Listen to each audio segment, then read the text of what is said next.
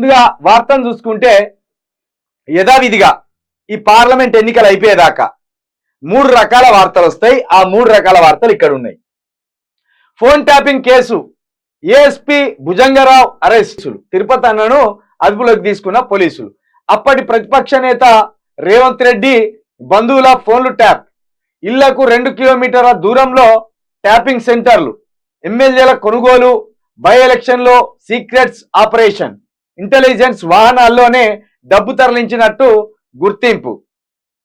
ఫోన్ల ట్యాపింగ్ కేసులో మరో 2 పోలీస్ ఆఫీసర్లు అరెస్ట్ అయ్యారు. భూపాల్పల్లి అడిషనల్ ఎస్పీ, గతంలో ఇంటెలిజెన్స్ అడిషనల్ ఎస్పీ ఎన్ భుజంగరావును Hyderabad city security wing additional DCP Tirupatanna, గతంలో ఎస్ఐబి అడిషనల్ ఎస్పీని అరెస్ట్ చేసినట్టు శనివారం రాత్రి పోలీసులు ప్రకటించారు. గత బీఆర్ఎస్ ప్రభుత్వ హయాంలో వీళ్ళిద్దరూ తమ అధికారాన్ని దుర్వినియోగం చేసి ప్రైవేట్ వ్యక్తుల ఫోన్లను ట్యాప్ చేయడం, ఎవిడెన్స్ ను ధ్వంసం చేయడంలో పాత్ర పోషించినట్టు విచారణలో అంగీకరించారని Hyderabad police commissionerate west zone DCP office వెల్లడించింది. నేను మరొక్కసారి చెప్తున్న మిత్రులారా, ఇది అతిశయోక్తి కాదు, లేకపోతే ఇది ఏదో మనం కట్టుకథను కల్పించి చెప్పడం కాదు. కానీ ఫోన్ ట్యాపింగ్ కేసులో ఆఫ్టర్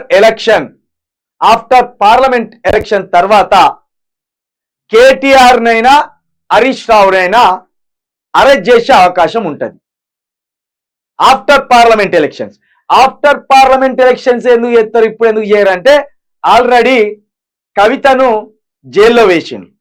కవితను జైల్లో వేయడం పెద్దగా ఇప్పుడు ప్రతిపక్షాలకు కలిసి వచ్చింది ఏం లేదు. ఎందుకంటే పార్లమెంట్ ఎన్నికల నేపథ్యంలో కావాలనే రేవంత్ రెడ్డి, మోదీ ముకుమ్మడిగా కుట్ర చేసి కవితను పార్లమెంట్ ఎలక్షన్ల ముందు అరెస్ట్ చేసింది అనేది ఈ తెలంగాణ సమాజానికి మొత్తం అర్థమైంది. అదే విధంగా పార్లమెంట్ ఎన్నికల ముందు కేజ్రీవాల్ ని కూడా అరెస్ట్ చేయడం, జర్మనీ రాయబారి అక్కడి వాళ్ళు స్పందించి కేజ్రీవాల్ ఎందుకు అరెస్ట్ చేసిందని జర్మనీకి సంబంధించిన ఒక మంత్రి మాట్లాడి, అంటే ఇది ప్రపంచవ్యాప్తంగా ఒక కుట్ర అనేది అర్థమైపోయింది.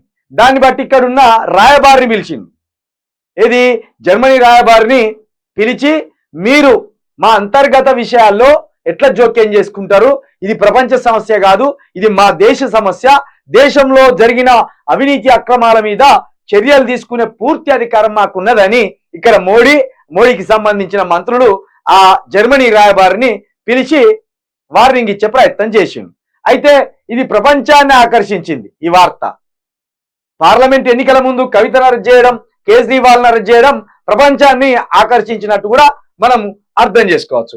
ఆ క్రమంలోనే లిక్కర్ స్కామ్ లో కవితను, లిక్కర్ స్కామ్ లో ఆ కేజ్రీవాల్ని అరెస్ట్ చేయడం రాజకీయంగా బీజేపీ ఇటు కాంగ్రెస్ ఇమేజ్ దెబ్బతిన్నది. కాబట్టి ఇప్పుడు ఉన్న పరంగా కేటీఆర్ నో హరీష్ రావునో అరెస్ట్ చేస్తే ఇది మరింత చెడ్డ పేరు వచ్చే ప్రయత్నం ఉన్నది. కాబట్టి ఈ కేసులో ఇప్పుడు వీళ్ళిద్దరిని అరెస్ట్ చేయకుండా పార్లమెంట్ ఎన్నికల తర్వాత పరిణామాలు ఎట్లుంటాయో చూసి మరొకసారి రేవంత్ రెడ్డి పోయి ఆ మోదీని కలిసి, అయ్యా పార్లమెంట్ ఎన్నికల్లో మీరే గెలిచింది కాబట్టి ఇక అక్కడ మీ ప్రభుత్వం సేఫ్, ఇక్కడ మా ప్రభుత్వం సేఫ్, కాబట్టి కేటీఆర్ నో హరీష్ రావునో జైలు వేస్తే మరింత హాయిగా ఉంటది నాకు అని చెప్పే ప్రయత్నం చేస్తారు. కాబట్టి వీళ్ళు ఏం చేసిండ్రు, వెలుగు పేపర్ ఏం రాసుకొచ్చిండ్రు, ఫోన్ ట్యాపింగ్లు జరిగితే ఆధారాలు బయట పెట్టాలి. ఆధారాలు బయట పెట్టకుండా రోజు ఫోన్ ట్యాపింగ్ అంటారు. ఆ క్రమంలోనే ఇప్పుడు మొన్నటిదాకా ప్రణీత్ రావును అరెస్ట్ చేసిండ్రు డిఎస్పీని, ఇప్పుడు ఏం చేసిండ్రు ఏఎస్పీ భుజంగరావును అరెస్ట్ చేసిండ్రు, తర్వాత అడిషనల్ డీజీపీ తిరుపతన్నను కూడా అరెస్ట్ చేసినట్టు కూడా ఇక్కడ తెలుస్తుంది. మొత్తానికి ఫోన్ ట్యాపింగ్ అనేది ఇది చూడండి, ఫోన్ ట్యాపింగ్ అంటే ఎవరియో చేసిందని అనుకున్నాం, కాదు. ఇక్కడ రేవంత్ రెడ్డి బంధువులది ఫోన్ ట్యాపింగ్ చేసినట్ట.